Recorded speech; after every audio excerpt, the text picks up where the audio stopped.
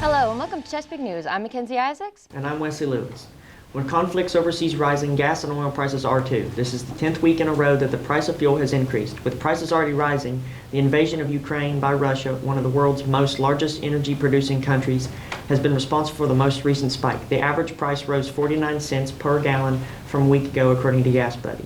The previous record was $4.10 per gallon, which was set in 2008. A year ago, gas prices were $2.76 per gallon. 1 week ago, it was $3.60 per gallon.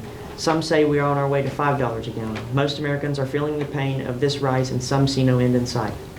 Marshall University will be presenting 2 new art exhibitions at the Burke Art Gallery, located at Smith Hall on Huntington campus until March 31st, featuring students' best artworks throughout the past 2 years. And 8 of the artworks selected by this year's juror, Danelle Ride, as an artist and educator, will be awarding cash prizes totaling to $3,000. The latest Spider-Man movie has been out for a few months now. If you still haven't seen it, take it from Bryce Mount and Brady Allen. It's a great film. Spider-Man No Way Home is a superhero movie released on December 17th, 2021, and is on its way to become one of the biggest movies of all time. It's grossed over $1.7 billion total, and it's the 6th highest grossing movie of all time, and many people have many things to say about it. Warning, spoilers will be discussed in this review, so discretion advised for whoever has not seen it. Some of the things I liked about the Spider-Man No Way Home was the interaction between the different Spider-Men of the past. I've always been a fan of Spider-Man. I have mixed feelings about the ending. I didn't like MJ and the other guy, I forgot his name. Like, they can't remember, like, he was Spider-Man. I think my favorite part of the movie was vindication for Andrew Garfield's Spider-Man. No Way Home follows Peter Parker, aka Spider-Man, portrayed by 3 different actors from all the previous movies: Tobey Maguire, Andrew Garfield, and the main Peter of this movie, Tom Holland. He faces his greatest challenge by fighting all the other villains from the different movies, including Green Goblin, the Lizard, and Dr. Octopus. Hello, Peter. By the end, Peter Parker has to give up everything he holds dear in this Spider-Man's greatest challenge yet. Spider-Man No Way Home is one of the biggest movies ever, and is arguably the biggest movie right now. Through many opinions and interpretations, we've seen people share all kinds of different aspects about the movie, which just to show that, indeed, everyone is a critic.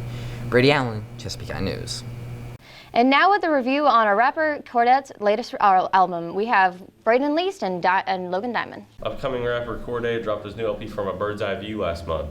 Braden and I decided to give it a listen. This is Cordae's second studio album. The first album that he released was called The Lost Boy in 2019. On his latest project, he talks about spending money, his family, and how successful he is. I'm on this road, and I'm not sure where my heart is headed. And if you left me now, I know how far I regret it. Told you once, tell you twice, that I'm indebted. But I can't waste no time, you know my time is precious. Cordae also brings a strong set of features on this album, with artists such as Gunna, Lil Wayne, Eminem, Nas, Freddie Gibbs, and more. I felt that this project was well thought out, and Cordae flowed really well on every track. On songs like Today and See Carter, Cordae tells a story about how he worked his whole life to get where he is today. The feature set also brought a lot of diversity to this LP. My favorite feature on this LP is Lil Wayne on Sinister. He flows really well on the track and compliments Cordae. Little tune, flow sinister, I'ma finish him. Many men gon' need ministers, I make men in them. Enemies, I'm the enema. Lawrence County COVID numbers are at a total of nearly 300,000 cases. There have been a total of 222 deaths that have been reported in the county. As of February 21st, March 6th, there were a total of 271 cases and 4 deaths in the county. The cases are staying on the low side of the charts for now, but we never know what could happen. For more on our local COVID situation, here's Judah Silk and Cameron Burgess. We're here at Chesapeake High School to interview students and teachers on their feelings on the COVID-19 vaccine. I decided to get it because there are people in my family who are incredibly at risk if they get this disease, and then there's also immunosuppressed people who are unable to get the vaccine that I know that I'm protecting by getting the vaccine. I feel like it's a good option for older people and people that might have some predisposition to react worse to the virus, but other than that, I really don't feel like it's necessary for younger people that aren't going to really be harmed by COVID anyways. As you can see, many people are divided over whether to have the vaccine or not. According to OurData.com, 64.7% of Americans have had the vaccine, and 213 million of them are fully vaccinated. You know, I think we should all have the choice for what we inject into our bodies. I personally feel about the vaccine, I think I think we should feel lucky that we've got access to it. I was fortunate enough to get the first 2 and have since now gotten the booster as well. Clearly no decision has yet been made over whether the vaccine is good or not, whether it should be voluntary or mandatory to take. We hope this answers some of your questions. This is Judah Silver, Chesapeake News. Several schools across Ohio have begun releasing their mask mandates. School districts can still make their own decisions. According to the Ohio Department of Education, masks are still optional for 53% of Ohio school districts, requiring for some students in about 6% of the state districts, and requiring for all students in 40% of districts statewide. There's a new award to shoot for here in Huntington, the Dr. Rahul Gupta Outstanding Public Health Leadership Award, named after the current director of the White House Office of National Drug Control Policy. He has been a big help to Kanawha County since he started his career, and it has been a big step for the health department. It is only natural to acknowledge his start of his career with the health department and his service in state and federal roles. The award is a great honor for him. The plaque will be awarded to him soon. Tyler Markham has rejoined the staff at Chesapeake High School as the vice principal. Mackenzie McClellan and Ava Sims sat down with Mr. Markham to see how things have gone so far this year. There's someone who always keeps the school afloat. Although we were unable to interview our principal, Mr. Greg Sullivan, we were able to get an exclusive interview with our assistant principal, Mr. Tyler Markham. It's definitely a change of pace, but luckily I've been able to I was able to be a teacher under some of the best leaders that I could ask for. Soon after I got my first athletic director job at the middle school, that I realized that I wanted to take a little bit more of an important role in school administration. So 1 year later, 1 year into that, I decided to go back and get my another master's degree in principal, to become a principal certification. And now here I am. I get to be both a principal and an athletic director. Things I feel like are going great right now. As mentioned, us students and staff must continue working hard to make sure the school is up and running. It is our jobs as Panthers to make sure we achieve this goal. Besides the wonderful things, spring break, Good Friday approaching us with the goodness of Friday realm. Good Friday is on April 15th, kicking off our spring break. Good Friday is always a good day to do some spring cleaning. Make sure you order your egg hunt from the softball team. The deadline is April 4th. Cash and checks are accepted. If interested, contact Mr. Justin Atkins. We will be with Jamie Mullins and the weather forecast, but first, here's Ryden Withrow, Kaylee Patrick, and Chris Stanley discussing this year's Blizzard Bag program for our students. This year, Chesapeake High School implemented Blizzard Bags in addition to our Calamity Days. We interviewed a student, a teacher, and our school superintendent. The Blizzard Bags are pretty good. It didn't take me very long to do all of it. I think I do prefer virtual over Blizzard Bag because on virtual, the teacher shows you how to do the work instead of on the Blizzard Bag. It's just kind of handed to you, you're expected how to do it. But in that case, it would be better if the power went out. The Blizzard Bags are able to keep students up to work by not having big gaps in instruction. And with Blizzard Bags, we can update what we give to the students as we progress through the year. In regards to how many students completed the Blizzard Bags, most of them. There were a couple of students who didn't due to either internet issues, having been absent beforehand and didn't get packets. Blizzard Bags are packets given to us the day before our projected snow day. These packets keep students up to date with their work as well as give them grades based on how much work they did. The Blizzard Bags gave us an option to do some academic learning while kids weren't or couldn't get to school because of inclement weather. We've used our 5 calamity days, so we want to be weary of the time that we spend in school and out of school. And now with Jamie Mullins with our weather forecast. Moderate or heavy snow showers Saturday, March 12th. Temperatures as high as 28, low temperatures around 20.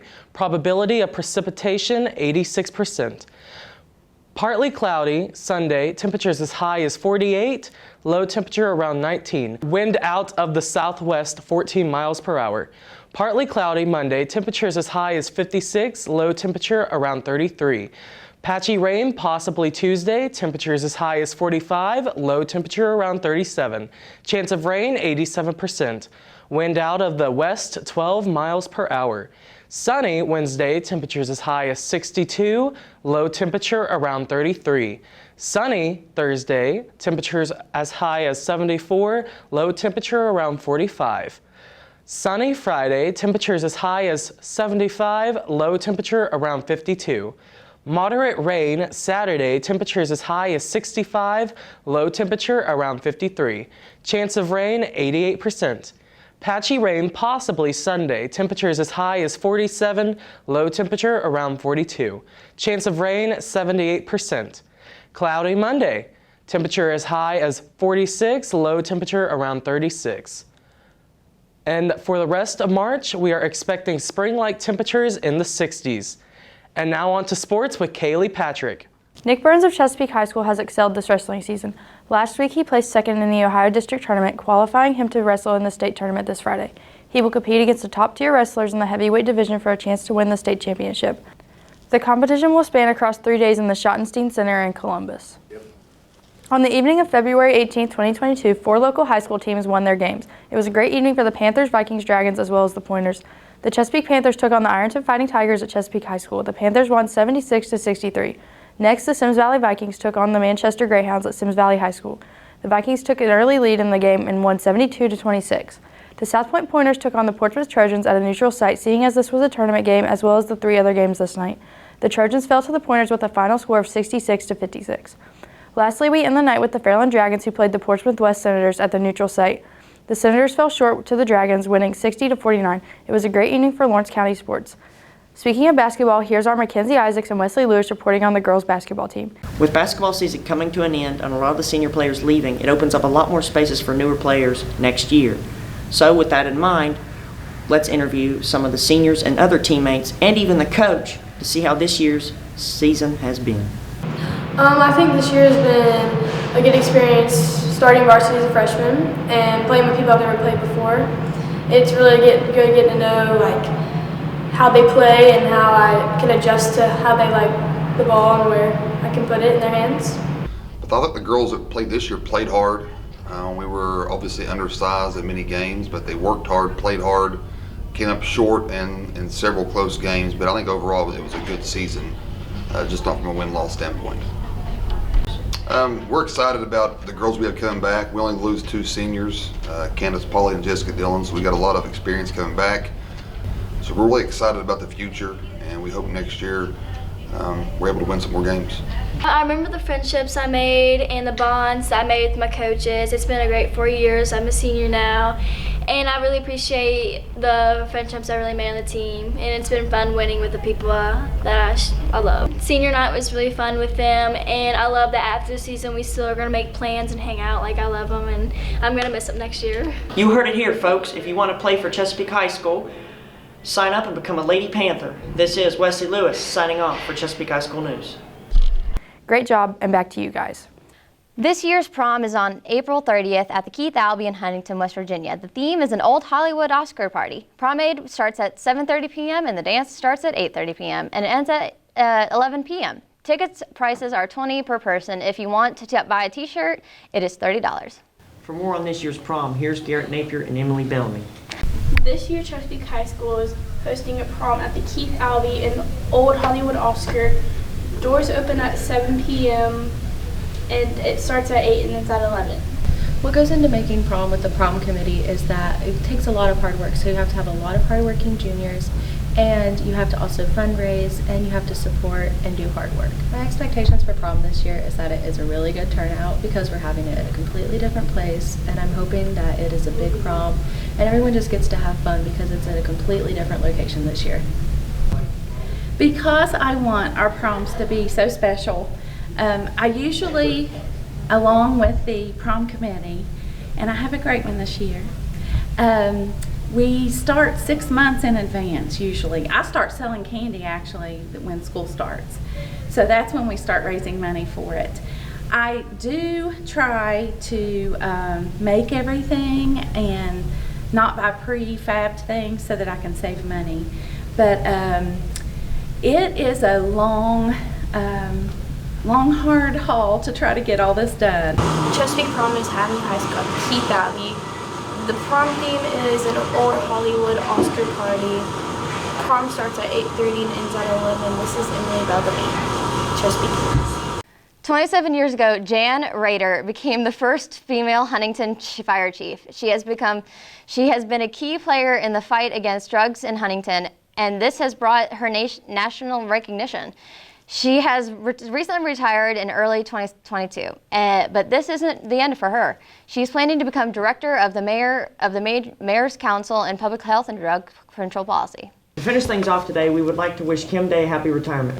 Miss Day has been the CHS guidance counselor for several years. Marissa Corns and Isaac Williams had the opportunity to speak with her to see what she'll miss and what she's looking forward to. Mrs. Day has been at Chesapeake High School for 28 years. This year is her last year because she is retiring. We talked to Miss Day along with some of her coworkers to get an inside look on her retirement. I was a graduate of Chesapeake, so it was a real honor to get to come back here and do most of my career here. To the school, Mrs. Day was more than a school counselor. She was a mentor. She was my home ec teacher. She was just someone that ruled the school, I feel like. When students start here as freshmen, who do they go to? Mrs. Day. Yeah. And when they need help with schedules or even career paths or even just day-to-day things, who'd they go to? Mrs. Day. And then, that senior year. That senior year when you're planning your future. Who did they go to? Always Mrs. Day. Mrs. Day. So basically, Mrs. Day meant everything. Yes. To Chesapeake. Still does. I will miss most the students and of course the staff. A lot of these staff members I've worked with for years and really see some of them more than you see your extended family, so I'll miss the staff and the students. We will miss the laughter and the fun and the steady rock that she was. She was a steady rock in any situation. Miss Day started out as a home ec teacher and then became the guidance counselor. The thing I'm looking most forward to is spending more time with my family and babysitting for my grandbaby. I have one that's 2 now, and my daughter's having the second one in May, so I'm going to be babysitting for them some. My best advice is remember where you're from, and there's a lot to be said about a small community, so just always have big pride. As we can see from Miss Day's colleagues, she was a beloved figure in the school. On behalf of the student body, I would like to thank Miss Day for all that she's done for the seniors as well as everyone else in the school, and wish her a happy retirement. Thanks for watching. Chesapeake News will return in April. See you guys.